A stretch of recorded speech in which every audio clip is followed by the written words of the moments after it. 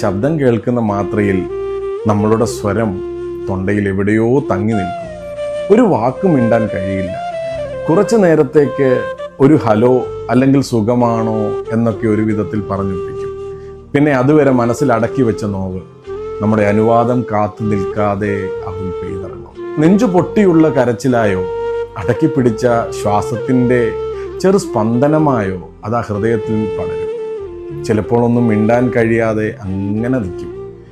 എനിക്ക് പിണക്കമൊന്നുമില്ല എന്ന് പറയുമ്പോൾ മനസ്സിൽ അതുവരെ ഉണ്ടായിരുന്ന ഭാരം അപ്പൂപ്പൻ താടി പോലെ പറന്നു പോകുന്നത് നമ്മളറിയും.